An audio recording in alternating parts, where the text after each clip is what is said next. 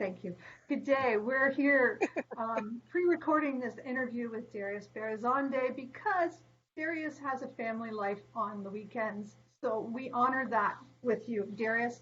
And we love the fact that you want to spend time with your family and friends on Sunday. And we believe it's very important for everybody to do. But for the rest of us, we love to have you come and share this episode out, this pre-recorded episode out.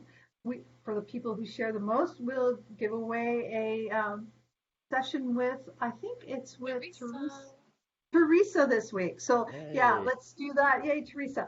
So I had a great session with Robin last week. So you guys, you got to get your free sessions in, and great ways to share this right out. Now, we are so excited to have Darius Barazandeh on today, and I know we're making Emily Harrison very jealous because we got him on first. But you know, Emily gave us our start, so we're giving. Yeah, Emily, this is all for you and through you and because of you. That's exactly true. Now, Darius Barazandeh, if you've never met him before, he's the founder and CEO of the U Wealth Revolution, which reaches more than 3 million people in more than 190 countries. Beyond that, he has all these people coming in, sort of like us, and he inspired us to do this. I was thinking of him when we were starting to do ours, with all this transformational education. Darius and the New Youth Revolution team have committed resources, which I found this I found very heartwarming, and reason I keep the emails, have committed resources to feed 45 starving children each day, 365 days per year. The U Wealth Revolution has so far donated more than 39,000 meals to starving children all over the planet, creating real transformation. That's so awesome. Each day, U Wealth Revolution feeds 15 children for each electronic email they send out. So in the links below, you will find how to join him and join up and get the emails. He always has wonderful guests, and he has a great summit coming up on the 17th of September, I believe. So, Teresa, will you give our warm welcome to our new guest, Darius? Well, welcome. It's so good to see you. And I've been, like I said, I've been binge watching your shows, and it's so cool to see you with the same background and everything. I'm so excited. So welcome to Spirit Sessions, A View of the Light. This is where we like to take spiritual concepts and break them down so that everyone can understand them and stuff. So there's so many things I really want to jump into with you, so many that I can't decide which to do first. But let's talk about your recent visit to ESETI. This is in Washington, right? And it's the ranch of James Gilliland, right? What was that experience like, and why do people go there? Is it really the new Shasta? I don't know if it's the new Shasta, because I've never been to the old Shasta. Okay. But like for me, going there was just a way to get away and also just plug into some different energies and get a little closer to some of the different higher dimensionals that have been coming through to me. Because I've been getting a lot of contact for the last couple of years with the Arcturian energy. So I know that there are places on the planet where you have essentially different energies that start to come into play because of compressed granite, compressed rock, and crystal. So I learned this from a guy named John Ivanko that teaches a remote viewing class at ESETI, and he basically explained that when you have compressed granite crystal, you see a lot of like beautiful Native American sites where there's granite domes and things like that, and there's mountains that will do this. You'll have basically like this flow of ions, positive and negative ions, that get pressed out of that crystal because of the piezoelectric effect, and it can cut through the different dimensional layers, almost like cutting through a cake.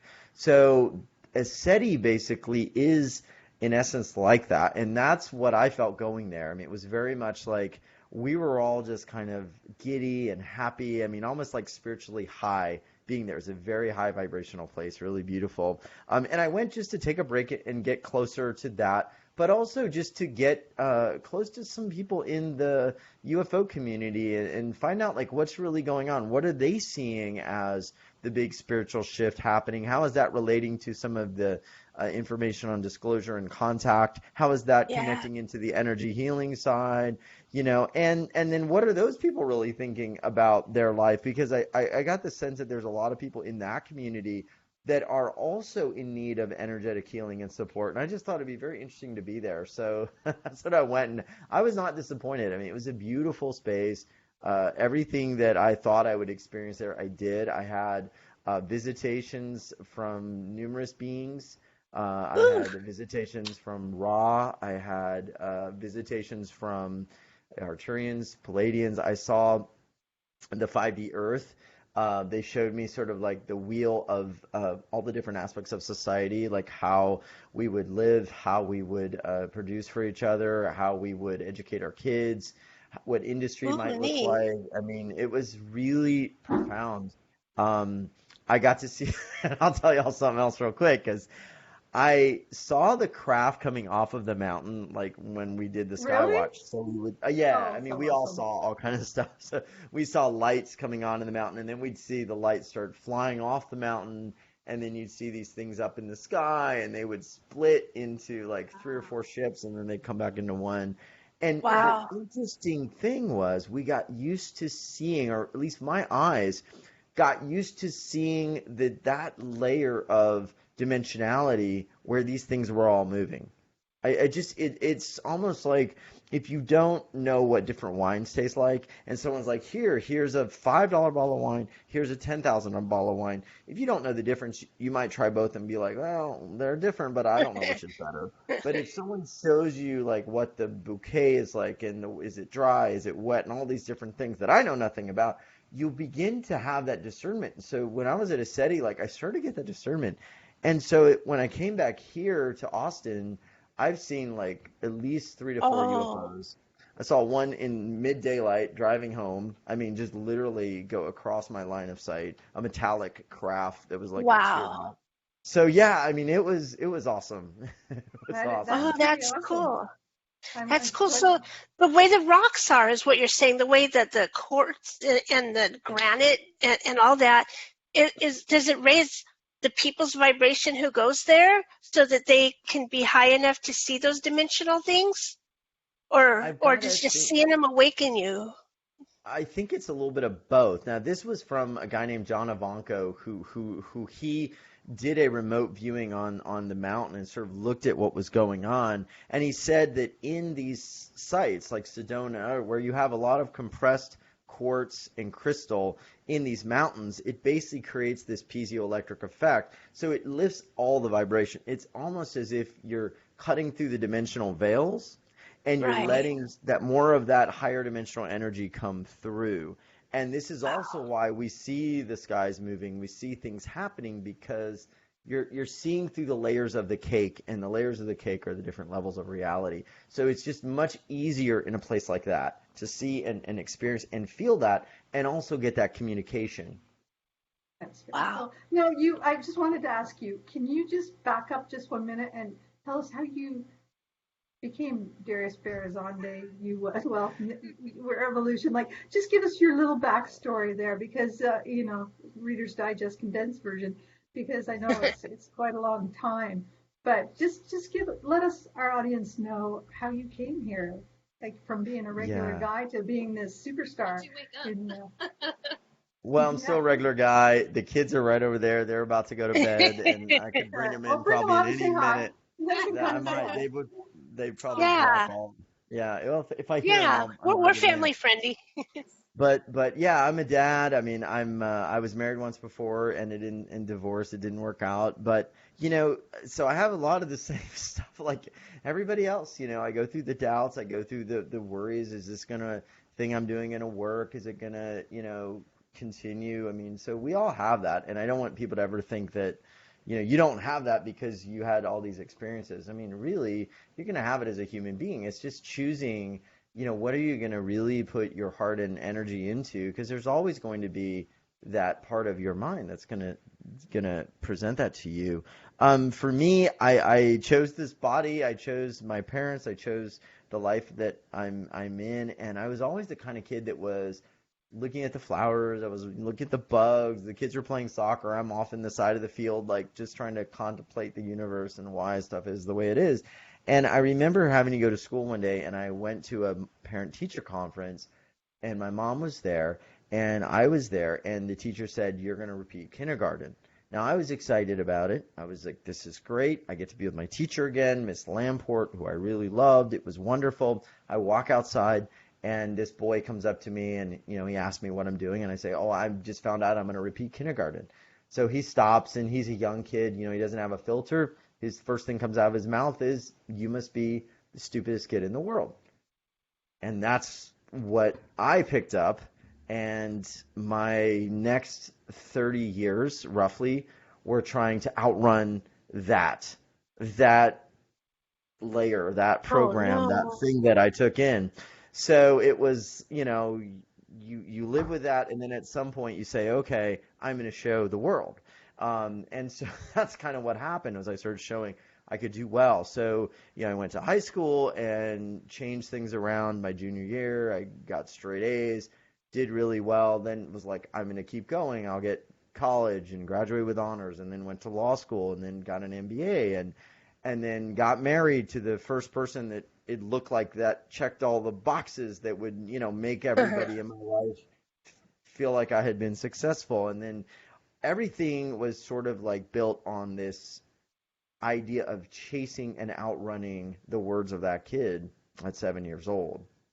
So I just asked everybody here, like, what are you trying to outrun in the world that you're creating? And maybe you're not, but for a lot of us, the thing we're leaving behind is that thing we're building that's not really who we are, or it's because of some words or some perception of ourselves that never really was.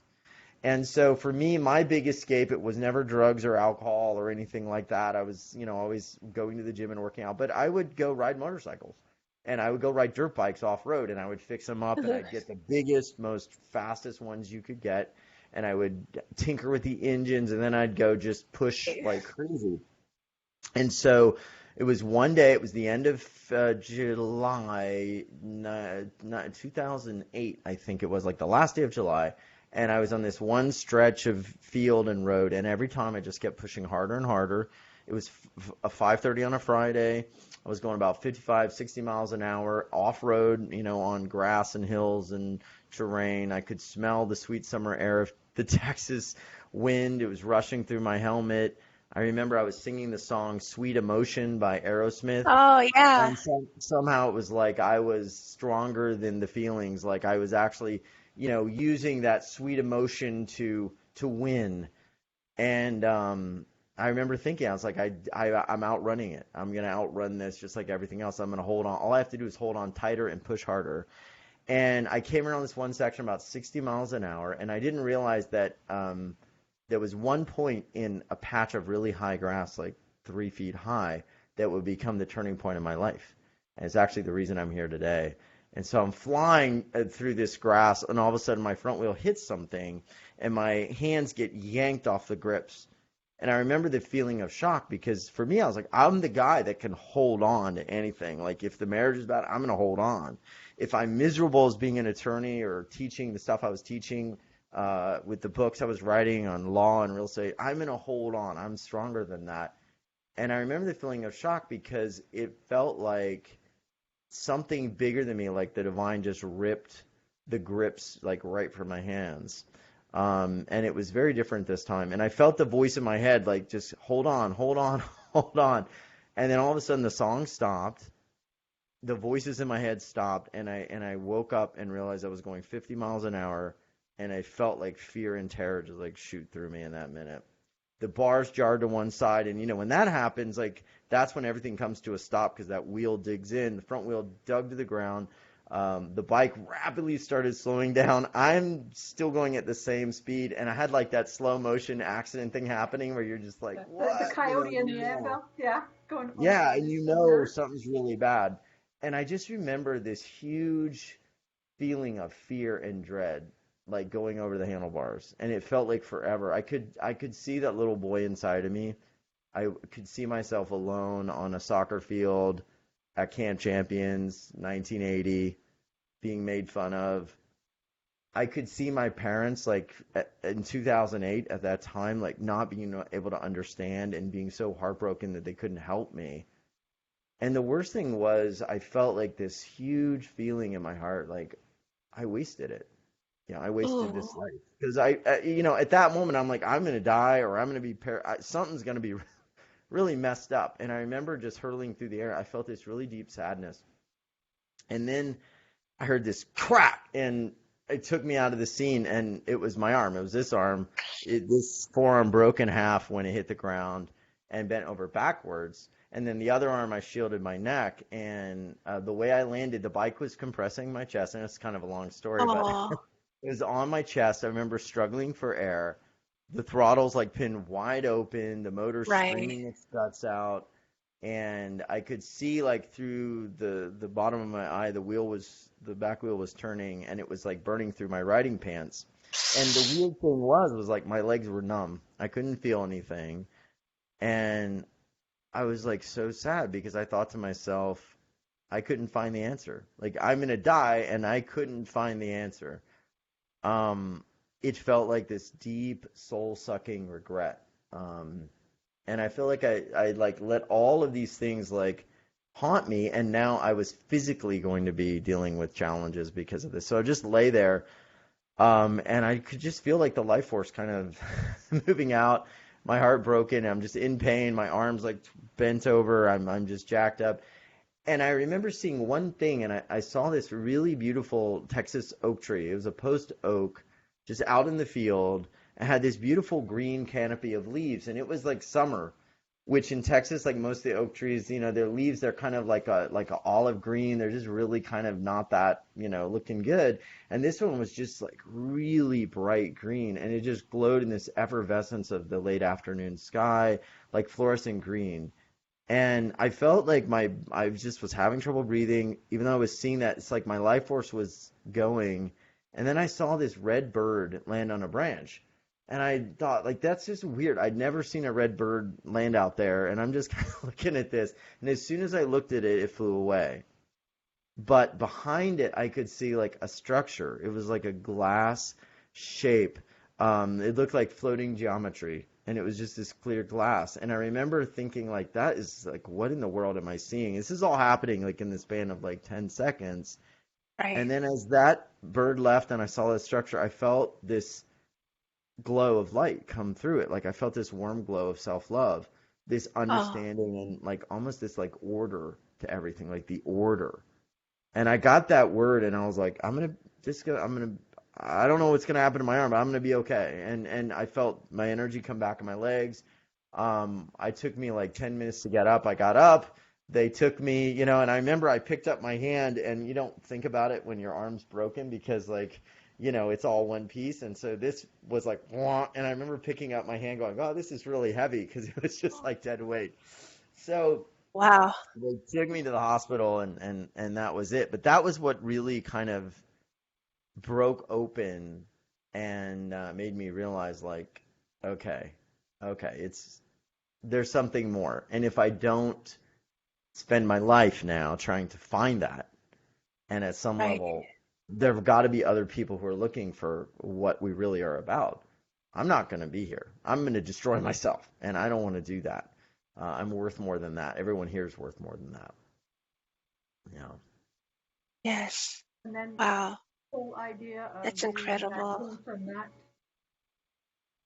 Yeah, Oh, what's that? Yeah. well, Life the whole changing. idea of your business came from what your shows came from seeking the answers.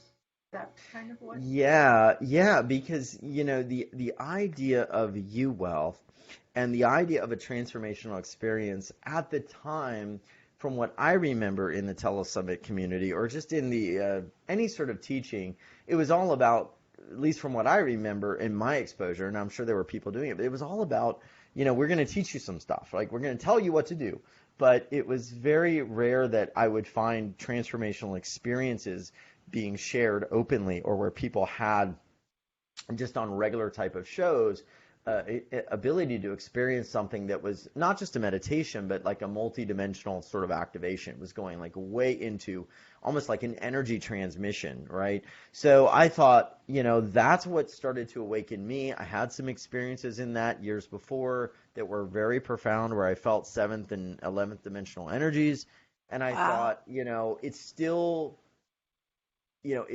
wasn't something that was happening a lot. And I thought, I'm going to create a show where we can every day give people these frequencies for free. People can have these types of experiences.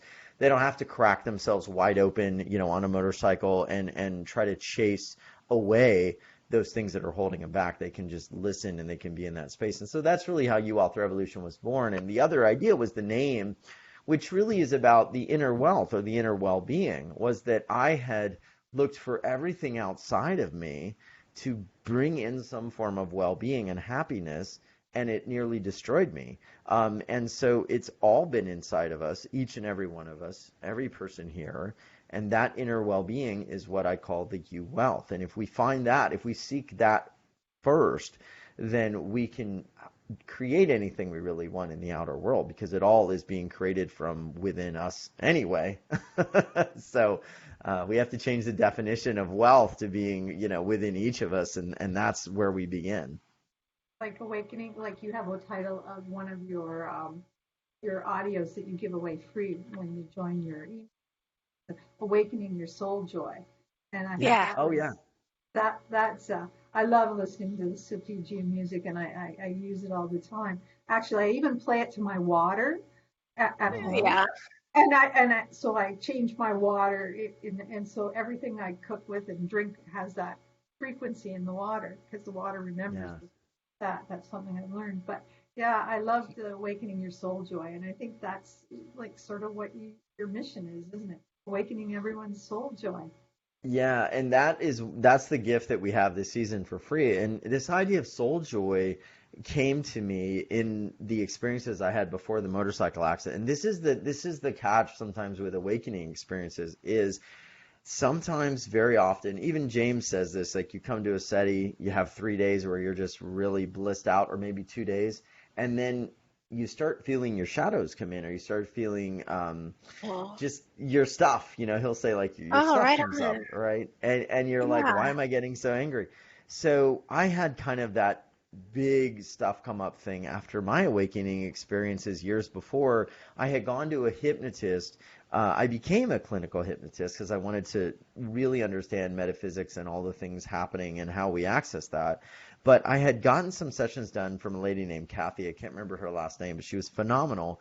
And we wanted to figure out what was going on with the scarcity in my life and the lack of abundance and some of the things happening.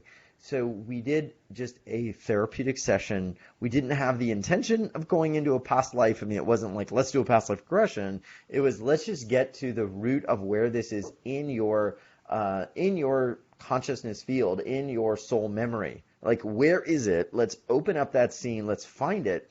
Let's heal it. Let's reconcile it. Let's align it back to truth. So we went into that experience, and I dipped into 2 past lives.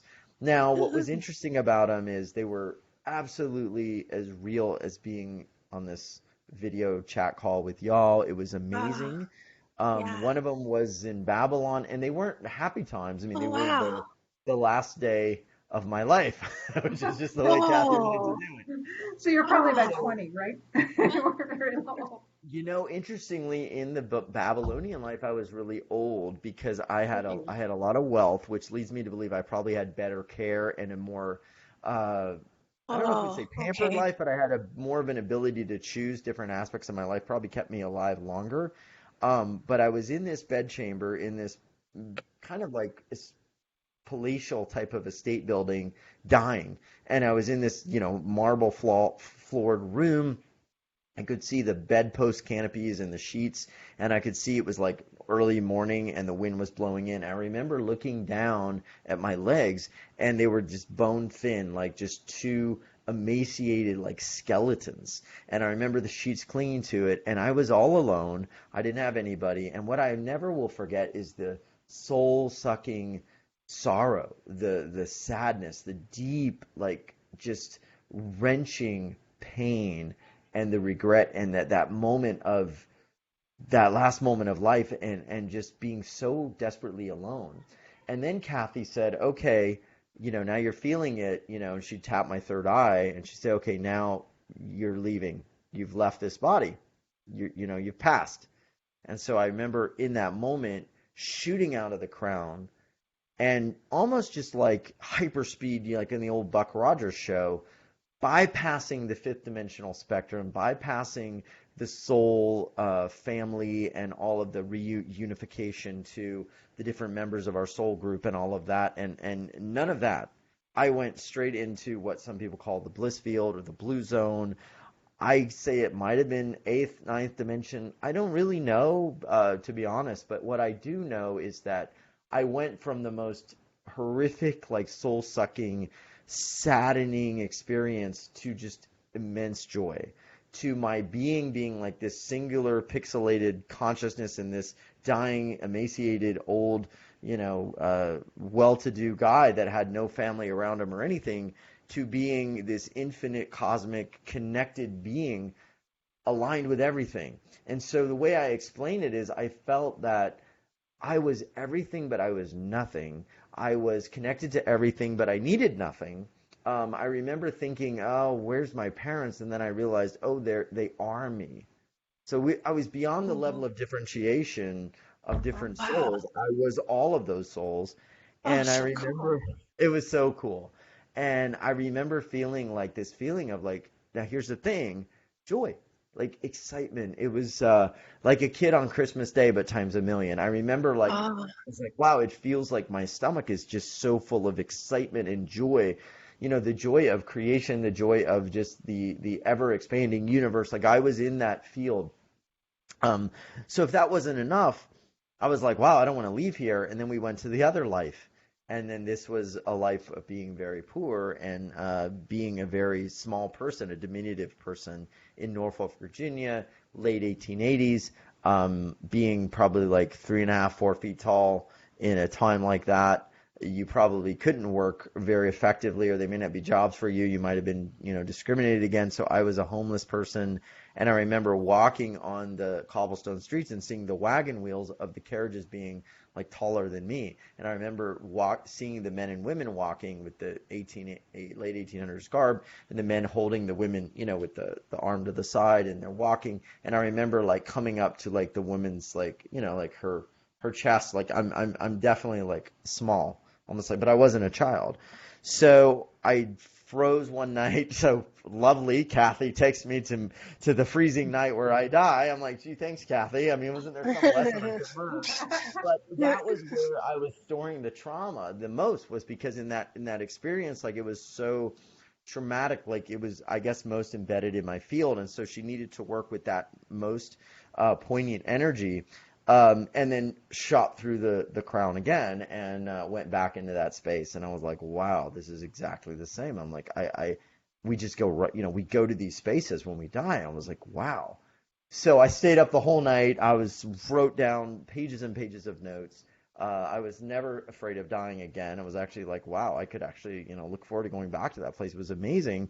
But when I came back, this is before the motorcycle accident, everything that I had created, I realized was built on something that wasn't me. It was built on all this stuff that wasn't me. And so when you come from these amazing transcendental experiences, and then you come back to the mundial life, and if it's the mundial life that isn't even aligned with who you are, or your soul purpose, or your soul genius, or, just your frequency, and it's built on ego, which it was for me, you're like, oh my gosh, this is even more unbearable. And that's kind of where the motorcycle accident and the escapism just started to accelerate, because those experiences were not enough for me to say, okay, now I've got to make a change, or I've got to really break out of this pattern. So do you So think that's wow. when you come back, you choose those tough experiences because you're to experience that in like corporeal form? You know what I mean? You need to Okay, I had it easy. Now I'm going to go back and I learn this lesson of sadness. I'm going to learn this lesson of suffering. I'm going to learn this lesson of now I need a 2x4 so I can move on. This time I'm going to have those lessons, but I'm going to learn them in my life so I can move on and sort of do something this time so I can remember them. Yeah, I think we always have the ability to transmute. I mean, even if it means changing our perception about something. So, like, if I was born without legs, I could be for my whole life, very upset and depressed and in a wheelchair, thinking no one's going to love me. Or I could say God made me this way, and I am going to have the most fulfilling life with this, and I'm going to show people what you can do. And it may become an advantage that people will be inspired and may want me to come share something. So I think even in those lifetimes, I had at the level of consciousness that people had in those eras and time periods, still the ability to transmute as a divine sovereign being with free will. But I didn't. And so in those, I was still carrying a lot of that trauma that was affecting my life now. And while it healed to a degree, I wouldn't say that experience healed me completely because I still had the traumatic experiences. So it's a very long unwinding. And I think a lot of people find that with healing. And I mean, I want to say that it's not always like an instantaneous thing. You have to do the work. You have to keep sort of doing the work and unraveling who you are and what you are. And if you do, you're always going to find that you're more and that you're an amazing being. But it's a lifetime process. I do believe that. I always Oh, I laugh because love that. I remember telling my dad, well, he says, why am I still here? I said, because you got a lesson to learn. So he says, Yeah. so when I finish learning my lessons, I die. And I said, well, I guess ultimately you made, but I think there's always more lessons to learn. Um, but Darius, we're, we don't want to keep you too long, but Oh no, I'm just getting started. Let's keep going. If we if we have yay. tape, let's go. Well, we got lots of tape. Um, can you tell us about your summit that's coming up? Because that's part of what we do. We love to promote other beings of light in this planet. So that's our kind of our mission here is to help everyone along and show everyone different directions and things that they can find out that they might be interested in. Well, sure. Yeah. So the event we're doing is, as you said, coming up September 17th, and it's called Awakening the New You in 5D. And so what it is really going to be about is bringing forward a lot of the newest dimensional energies on the planet through a lot of healers, teachers, and masters that are really like on the cutting edge of bringing in these new energies. And so what I'm finding is that there's a lot of people now transmitting through stargates and portals and different frequencies, energy that for a long time hasn't been reaching the planet. I mean, we've been in a place where I do believe there's been an attempt to put a frequency fence on the Earth and keep us locked into a third dimensional grid. So my mission with this is really how do we bring in the highest vibrational energies, bring it in every day, connect people in, whether you listen or not, ground in, connect in, and create really almost like these different anchor points on the planet where we are like a conduit or a portal to these higher dimensional energies and then lift the entire Earth grid. So when we do processes and things on the calls, they're going to be for the benefit of people listening, but also for the benefit of the planet to raise the vibrational spectrum. So that's one thing. The other thing we're going to be doing that I'm really excited about is we're going to be using some of the different tools to open up a Stargate every day. So before the call starts, we're going to be doing some work opening up a Pure Love Stargate and then anchoring it in. And with 220 countries listening in any given week, so we can anchor in that Stargate all over the planet. We have a map on our listening page that shows where everybody's listening from and where they have in the past. So in that map, you just imagine all these beautiful portals and pillars of light now coming in, breaking through any of that frequency fence and just lifting the whole planet. And so it's free to listen in. And that's really like when I do these events, I'm always like, okay, what can we do to really now be like a conscious disruptor of the system, a conscious activist for bringing in this 5-dimensional Earth. And so that's what the show is going to be about. And then, of course, They're going to be amazing speakers and healers who want to share what they do, and many of them thrive on, the work that they do on shows like this. So we love to put together special things and packages and ways to help people. But, I always ask it when you come on the show, like, give your best healing practice, your best process to really move people's energy. And I miss it. I miss getting on the shows, and I miss just the high vibration, because on those shows, like, just like we are here, we're in the fifth dimensional earth. It's not something that we're waiting for. Like, all of us are here. Right. Yeah. We're in Right. it. This is why we're like, we've got more energy than when we started. Like, let's go. We're getting wisdom coming in that's superseding the words that our conscious mind could tell us to say. We're channeling wisdom. We're bringing in new light for humanity. And so that's what happens in these places. And so so many people are connecting in and plugging into this and spontaneously awakening that it is absolutely going to happen, and it really can't be stopped. Yes. And I think the Schumann resonance of the earth is reflecting that. I really think Right now it is. Like, that's a measurable like result of what we're all doing, like all these points of light. That may be an old thing, but I think we are all points of light across the planet, and we're all raising the frequency. And as we light a light, we light another light, and we light another light. Yes, I agree. I think you've lit us up today. Yeah. I mean, do you have a little process that you want to share? I know we're putting you on the spot because I never thought that. Oh, no. Do you have a little Well, process you want to share with us? what I'd like to do? I want to do a few things. First, I'm going to fix this thing. I don't know what happened to that. Oh, is that driving you crazy? I thought. Well, I saw it and I was like, that's just odd. Oh no, is it going to fall? Uh-oh. It's gonna. Now you got it. Hold on. Yeah, you'll have to edit this out. Let me fix this little thing. I'm not that good. I'm not that good. Well, there you go. So you can say, look, Darius has stuff falling off his wall. There you go. So it's not perfect. So what I want to do, a couple things. I want to do some conscious activism because I think what would be great. I have a little thing that I've been doing on different shows and things that I think would be cool. And I want to empower people to know that you can do a lot of things with re-invoking our energy as divine 12-strand DNA beings. So, the Christ was originally teaching that we were basically the same frequency energy form as source creator, that we are not source creator. There is a source, there is a creator, but we have that same DNA template. It's called the Christos DNA template. And so what we're seeing right now, I think, on the planet is sort of like this jockeying of authority and position between different DNA strands, different DNA groups that are on the planet. And so for people that are familiar, I mean, we can talk about sort of like the Draco-Reptilian strand, and then there's the Anunnaki, which they have sort of like kind of a loose alliance with the Draco. But one of the goals was to create a frequency fence, which would basically, after 2003, lock us into a lower vibrational field.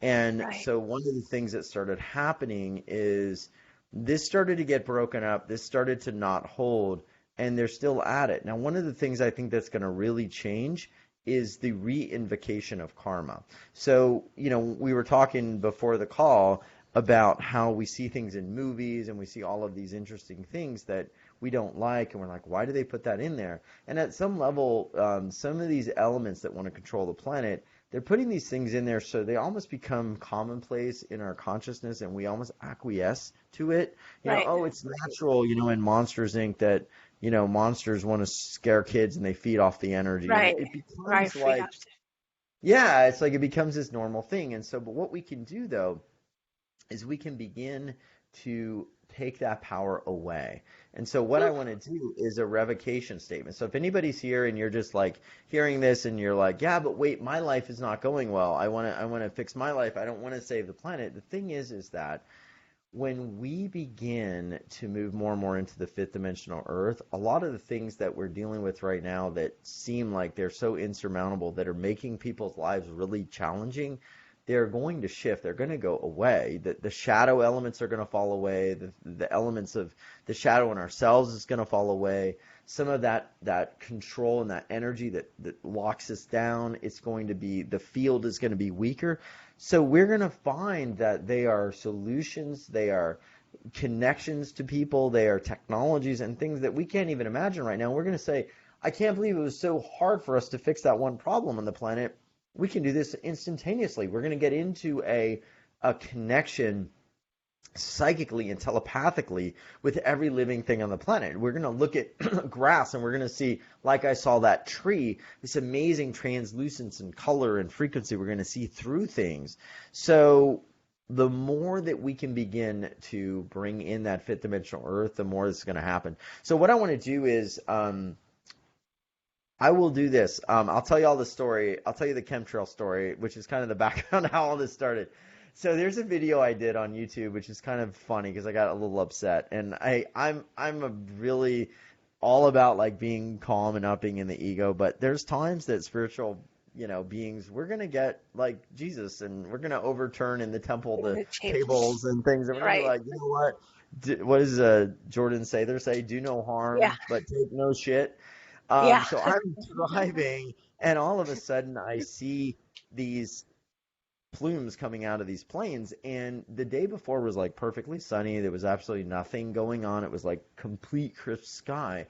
And so I start seeing these grid patterns come early in the morning, and it wasn't like random. You see one grid, and then I saw them start to cross the grids. And I was driving. I just pull over in the Walgreens in Texas, and I'm just livid.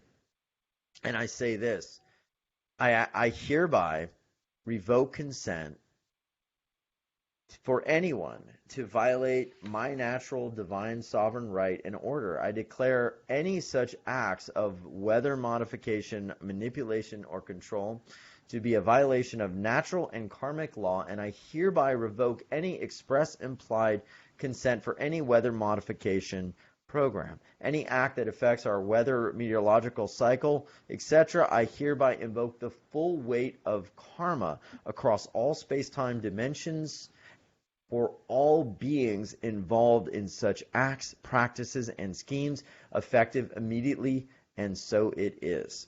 And the next day, awesome. I did not see any trails. From that day forward, I've probably seen maybe one day or two where they tried to do it for just like a little bit, and it was maybe like one plane, and then that was it. And I saw a massive reduction. And the thing is I revoked consent for it. I revoked consent, and I asserted my divine sovereign right. Your will, your sovereignty, your power as a soul being, your wealth, your inner well-being and worth is just as valuable as any other being in this universe. And so when we declare that we no longer want those things, we begin to invoke karma. Now, here's the trick, and if you've listened to some different people talk about this, you probably hear, if we are seeing things like that, and I say, oh, yeah, I think that, chem modification thing or whatever is not cool, you're like, oh, that's not that. That's what's called a condensation trail. That's just a normal thing that happens when the plane emits the hot air, it freezes and all that. It doesn't always do it, right? The dissipating time takes longer when it's chemtrails. Yeah. Exactly. And it spreads sideways. You can see how it expands. Yeah, there's a difference. There's a big difference. I've even seen two planes like almost at the same altitude, and one is doing it, the other one isn't. And I'm like, okay, it's pretty much. How does that happen? Yeah. And so if I don't accept reality, if I don't see the dark in reality at some level, and I just say, well, it's not real, then I'm basically allowing it to continue. If I look at Jeffrey Epstein and I go, oh, he's the only guy that was doing stuff with kids, the other ones are fine. It's not like this one's doing it or that one's doing it. No, that's not true.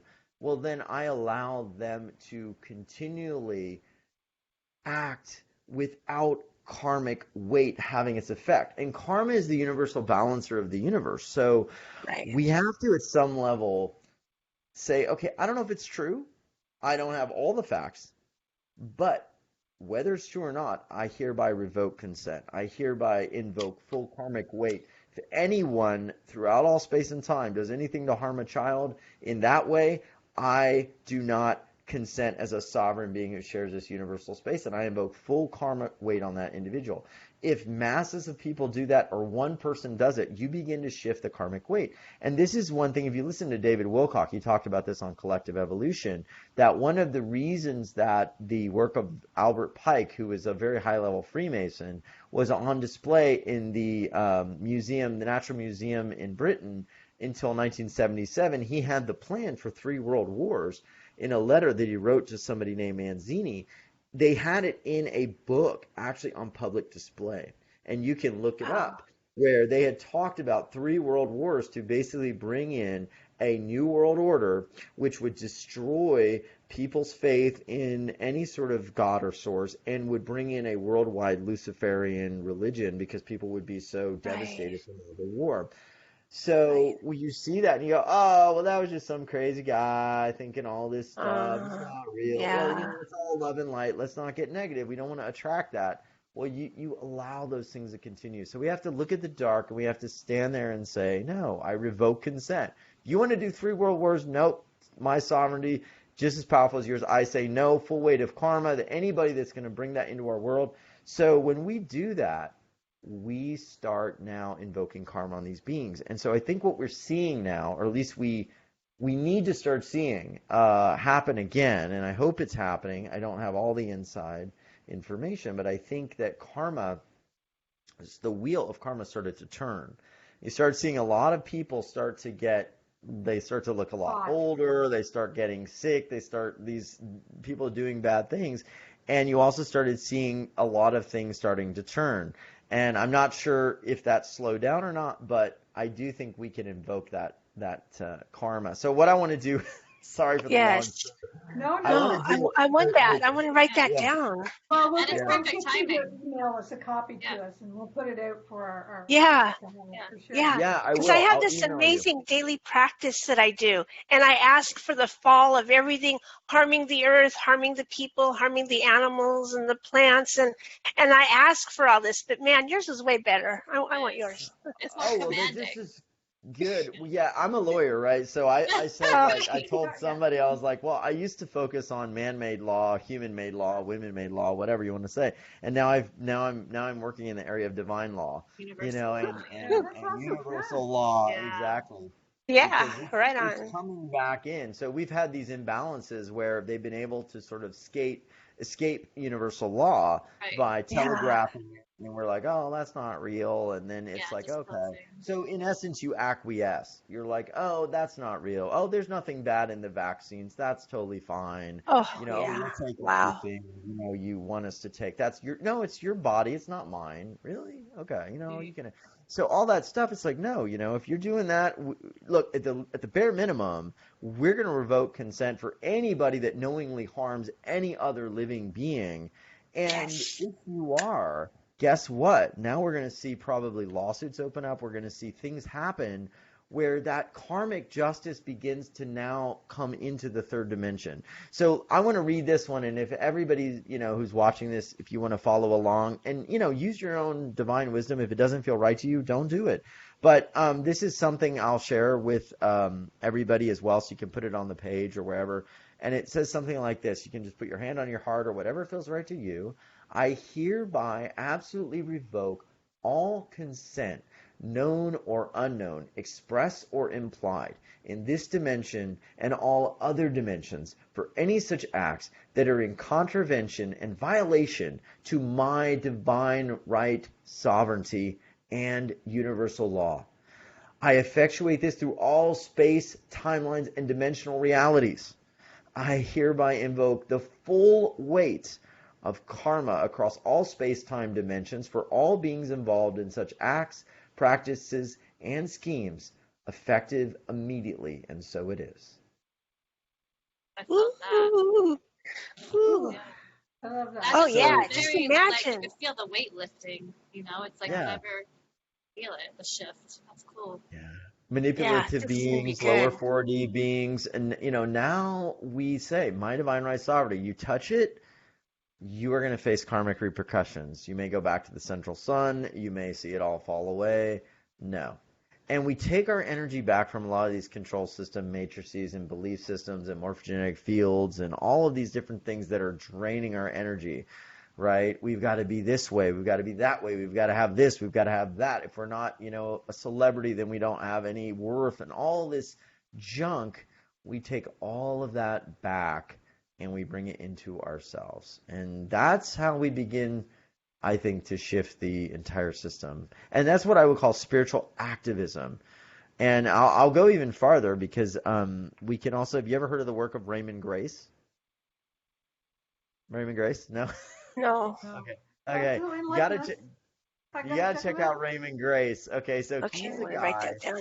Yeah, Raymond Grace. He's amazing. If you get him on your show, I would love to see him. So I'm not a dowsing expert. I learned dowsing from my hypnosis teacher, Gerald Kine. And so one of the things you see hypnotists do a lot is they'll use pendulums, right? But in the movies, like they do this, like you're getting sleepy and all that, but it's not really like that with a pendulum. What you're doing with a pendulum really is you're allowing your subconscious mind to connect into infinite universal intelligence, and then shift the pendulum through micro movements in your hand, and then you'll get an answer, like a yes, no answer. You could look for different things. So you can also ask for help, and you can do clearing using higher dimensional beings. So one of the things Raymond Grace does through his Blueprint to Freedom, he will go in and he'll ask that higher dimensional beings help to do healing and clearing work in different areas. It could be one thing he'll do with like trafficking sites where children are getting trafficked. He'll say, let's pull out any of the negative energies from people, places, or energy grids. Are there any demonic forces involved? Demonic forces involved in mass shootings, media control, different things. I mean, when you see these mass shootings, a lot of people come to me and say, is there a possession perhaps? And I'm like, sure. There's a lot of that right now. I mean, we're in a time right now where there's a lot of that happening. Yeah. So I'll show y'all how to do it. And I mean, this is not like Raymond Grace's thing or my thing. It might be more of his thing than my thing, but I think he wants to show you how to do it. So what you can do, we'll do it right now. It'll be fun. And if y'all want to think about a place or something you want to clear any lower dimensional negative energy from, could be a country, could be a city, could be just a place where children are being harmed. It could be whatever's left after Epstein's operations. Like, is there some other place where this is happening? Are there other people involved? I don't know. Okay. I mean, we can go anywhere. But let's choose one if Yeah. Yeah. What's the most, Washington. I think, yeah, Washington. Yeah. Washington's just part of the problem. No, I meant the whole DC, Washington. Yeah, let's clear it. Let's start there. I mean, like, there's stuff going on there. That's a nice hotbed. Yeah, there's definitely, I think, from a lot of people that I've listened to, lower fourth dimensional beings, and you heard Ben and Rob, and we talked about this a lot on the Edge of Wonder interview, that there are these lower dimensional draconian beings that are, and Corey Good talks about this too, they're working with some of the people in government. There have been different alliances formed. First, Eisenhower was approached and, if you surrender your nuclear weapons, we'll cure cancer, we'll give you free energy, we'll give you, all these different things. And he's like, I can't. And then another deal was made, and unfortunately it was with the not-so-greats. I think it was the Zeta Grays, I'm not sure, working with the Draconians. So there's been some stuff. So I've no doubt that Washington has some of these negative energies. Let's just pick on Toronto. well, yeah, we can still go higher. We can go higher than these things. Let's go to the draconians, the reptilians, and the ones that are trying to control us in the first place, who thereby control the governments that we're speaking of. Let's just go higher. I'm not worried about them. I'm not. I mean, because we bring in Archangel Michael, we bring in these higher dimensional beings, and Ed Spina, who y'all know probably is a healer on my show, and he was with me in a SETI. I was like, how do you get into these battles with these things and not be scared? And he said, well, the thing is that everybody knows the big trick, the big thing that they don't want you to know is that the light always wins. The light always wins.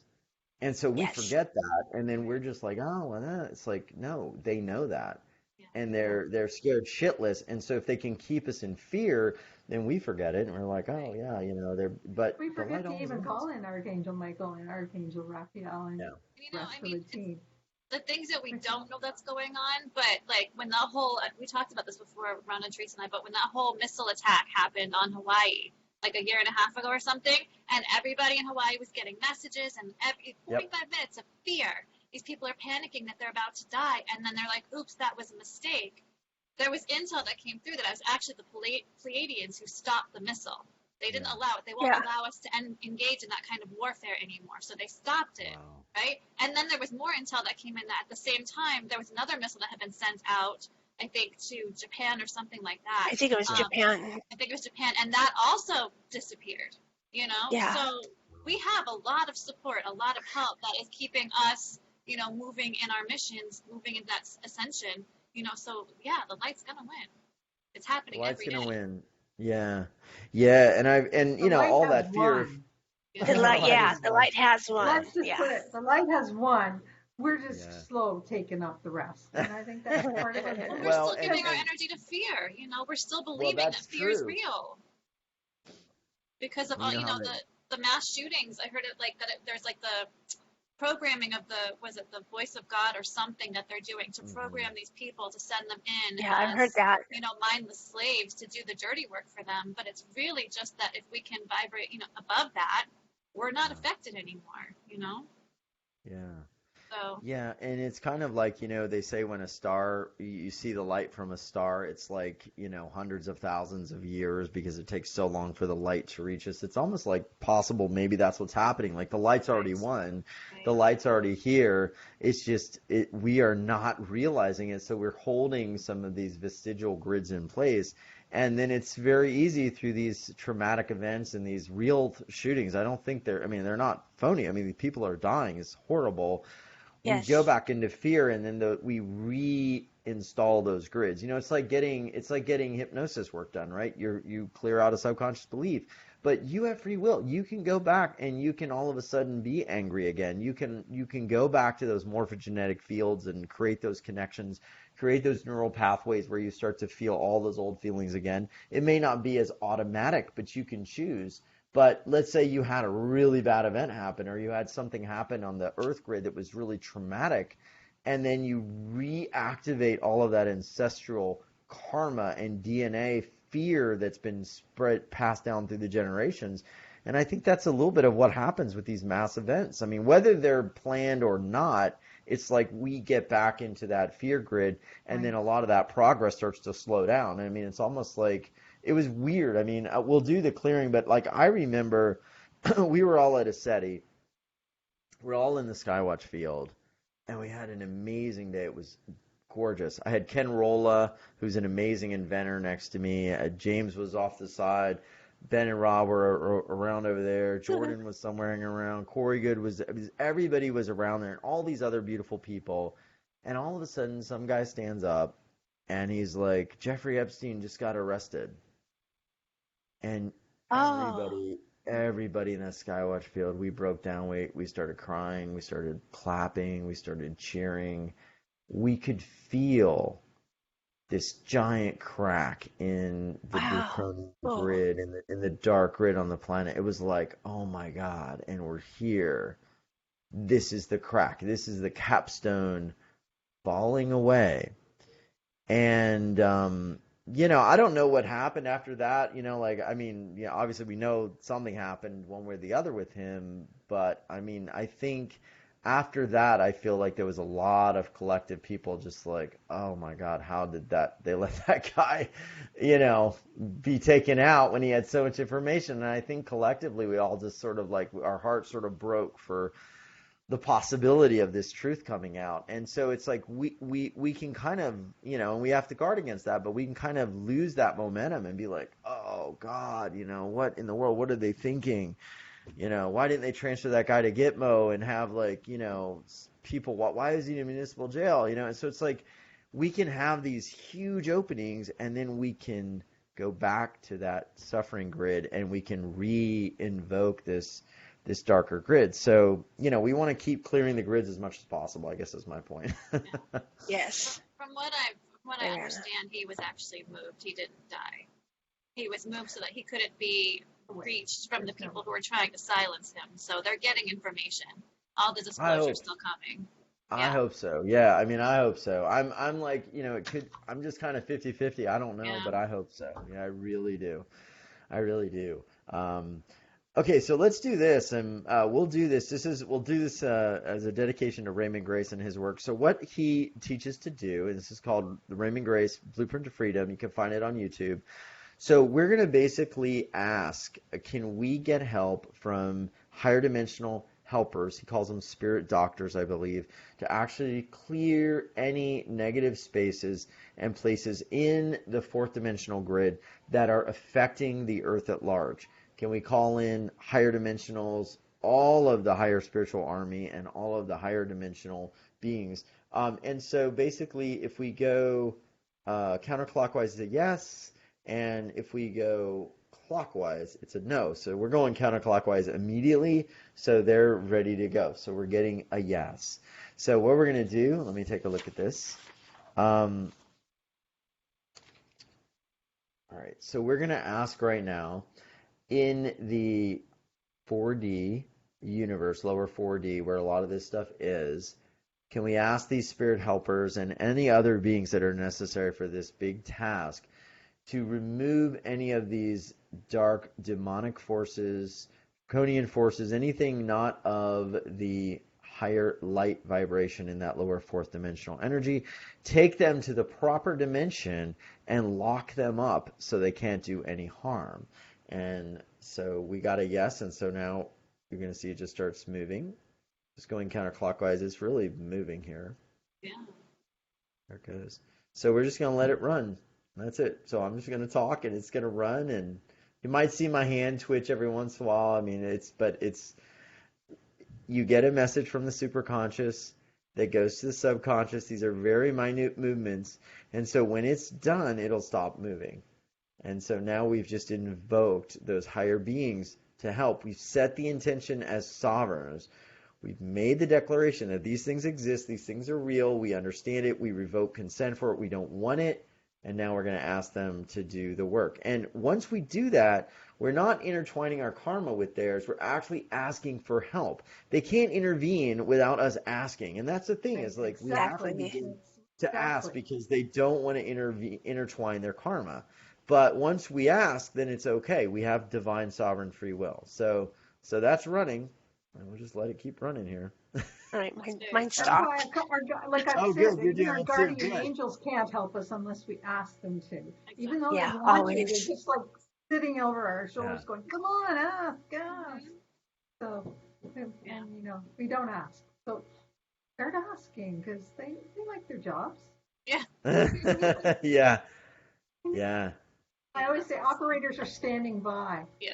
Operators are standing by. I like that old commercial. Should we tell them what you call it when you channel? Channel? Yeah, when you channel. She says she pull it out of her ass. Yeah. Your astral? Pull it out of your astral? I was channeling all this time, yeah. Yeah. So when I do pendulums too, I always get the vibrational frequency through my hand, which makes me twitch. So I love that you're bringing that up because I'm always like, that's perfect. But it is. It's like you receive and then it registers through, and it's very cool. Yeah. But I'm kind of watching. Mine's really holding pretty steady. I'm twitch a little, but it's just going. Yeah. But I gotta tell you, we when the three of us get together and we have another, we just like there's big energy coming. When I think you probably notice it with your guests, like everything is hyped up. It's like we talk about it. It's like when you're working with a chi, like somebody in martial arts, and you're working with somebody who's a master. You get their gifts. Yes. We collectively, like, we connect together in this collective sort of like higher dimensional field, and we connect in. Absolutely. And I think this is the key. I mean, like, we have so many things that are these earthbound matrices that we've connected to. Like the whole idea that God is the Father is like a male. Then there's like the Savior mentality, and then the separation of spirit and body, that like we have to actually like die and ascend to get the truth. And and even in some of my stories about the hypnosis, it's like, oh, okay, if I go out of my body, I'm going to know everything. And it's like, all of these things, like, we have to begin to reject, even though they may be what we've experienced. We have to realize that we actually are divine right now in this body. We actually carry the 12-strand Christos DNA in this body. Yes. We actually have all of these abilities right now in this body. That's why you see different abductions and things through aliens, because the human body is made in the form of God, of this divine form. But I heard Ben and Rob talk about this at the Desetti, but I'm going to add something that they didn't mention, which is the Christos 12-strand DNA. The Draconians that came to Earth many millennia ago, they don't have the 12-strand DNA. They are 10-strand. The Anunnaki, who basically seeded, a lot of people believe, some of our DNA, they were 11-strand. But they actually fused off 10 of our strand DNA, which is why we have only 2 strands active, and then we have the other 10 that are inactive. So the thing is that we have all of this ability. And when I learned hypnosis from a guy named Gerald Kine, he had a process called ultraheight. And what happened in ultraheight was that, in essence, you could elevate somebody's consciousness to the point that they were able to actually do things that a Christ could do. So we did, like, in the span of 2 days of learning hypnosis, we could take somebody off the street, we could elevate their awareness to like a very high level of actualization, like a Christ. And then I saw people lay hands on other people and heal them. I saw, of course, in my own astral travel, astral projection, forward life progression, like going into the 2050, 2100, past life regression, remote viewing, all sorts of things was all possible in this human vehicle. Like, it's the most advanced spaceship there is. It's the Merkaba field and all of the counter-rotating vortices around our body and everything we can connect to is a time and space dimensional machine. And the highest dimensional beings actually don't travel in stupid old metal ships. That's like not in the tin cans. They're not in the tin cans. No, right? They travel in conscious ships, living ships, sphere beings that are alive. So we have all that ability, and so that's why we're so sought after. But I think that really what's happening is we're starting to activate all of that. So, we just have to do the work, see what we really are, be aware of what's not really us, what's not really our essence. We're not our ego. We're not all of these things. We're not our age. We're not, how we look. We may have a desire to be a certain way or be healthy, but that we're not any of that. We're not the religious prototype programming. We're not the Godhead programming or the false archetypes or the density paradigms. We're not the birth, death. We don't die. We don't born. We're always alive. And we're really these galactic 12-strand DNA beings from the original Christos template that go all the way back to the star families and our cosmic heritage. And we have to realize that. And that there is, if you all have ever looked at the work called The Template, it's really great. It's free on YouTube. It's called The Template. It's really good. Amazing. But they talk about the mutant matrix, the mutant Earth, that is not part of the natural order of Gaia Earth and what we are. And so we begin to realize that. We begin to look at the Earth and say, okay, I'm not part of that mutant matrix. I'm not part of this version of Earth. And we see the structures. Then we have to ask, like, what are we really? And then we realize we are these divine, sovereign, immortal soul bodies that are in alignment with this Christos DNA template, which is an extremely high vibrational template. It is sought after in the universe by many of these beings because they don't have it and they don't have these abilities, and that's why they're trying to control us. And it's not going to work but we've got to own our power and just know that we are all of that and more. Ooh, beautiful. Beautiful. Amen, brother. Yeah, that's Yeah. awesome. That's amazing. I am so pleased you came on, and we hope you'll come on again because, Oh, yeah, we got to learn more. Yes. we love to tap you for this stuff. Don't forget the rock and roll question, Bex. Oh, Well, yeah. the rock and roll question. Well, first, I just wanted to say that you are an amazing birthday present. It's my birthday tomorrow, which is Friday the 13th. Hey, happy So birthday. thank you for being my birthday present, because, wow, this has been, I'm feeling like so much opening in my crown chakra. Yeah. I'm literally seeing the matrix shifting behind my camera. Like, I keep seeing it in front of my eye, like, everything is shifting. I'm like, this is powerful stuff. Like, he's really breaking us open right now. Right on. Really flipping that switch for us. So thank you for that, because I'm ready to go into this next year with a lot more awareness, and a lot more power, empowerment. So, but we have a question that we like to ask our guests now, and it's, if you had to choose a song to be the theme song of your life, what would it be? That's a tough one, right? All right, this is going to sound so corny, but what came in, and this is, I can't, when Spirit does this, I'm like, oh God, I really have to like figure this one out. So I got the song Kiss, and it's, I want to rock and roll all night and party every day. Now that sounds like really, love that one. Yep. It's going to sound like, what do you mean? Like bad things? Like, well, I don't drink alcohol at all. I don't. And I hope you don't blow anything. flames out of your mouth either. But yeah, like No, but what I feel like that song means for me is just like this celebration, like, of what we are and this party on earth that we can create this beautiful life where we can all be in joy and anticipation.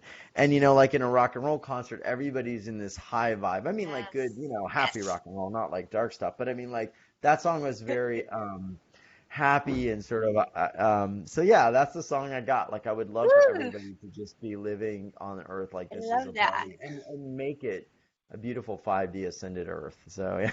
Hey, cool. Thanks for that. Yes, that's awesome. Good choice. Do you want to do our little announcements, even though we can pretend it's Sunday and you're doing your announcements? Well, we can't announce who we don't have any. We will tell. In the we will put it in the comments below, so you're going to have to read through. Yeah. We'll read through the comments. Darius's summit is. Look it up. Woo. We'll announce it. I kind of put it in our pre-announcement too, so you can click on that and you'll get right to it and you'll get free gift. We just really enjoyed having you, and it's an extra long extended version of Spirit Sessions this week, but it was well worth every minute. So I hope you all stayed with us till the end. And and I want to thank y'all for what you're doing too, if I could, just because you are all three very aware and very awake, and the conversations we've had before the call, you're really tapping into so much of the newest information that's on the planet, which is not just about let's be in love and light and close our eyes to the dark and the things happening. And there's a lot of groups, spiritual groups, and I love them, but there's a lot that do that, and they're not willing to actually ask the hard questions, like, what are we? Who did we come from? What's our purpose here? Why do some of the problems in the world not seem to get better? Why do the same people tend to promulgate the same problems and the same chaos over and over again? Who gains from it? And all of you are very awake, you're very aware, and you're also giving people this enlightenment, like James Gillian says, of being aware of all sides, dark and light. So I really want to say that I appreciate so much that about this show and what you're doing. And if people are watching and plugging in, this is one of the fastest ways to really get the truth about what you are and ascend out of this. So I want to thank you for really doing real ascension work and sharing the truth, even if it's uncomfortable sometimes. So thank you. That's awesome. We're excited, and thank you. Exciting times we're in. Yeah.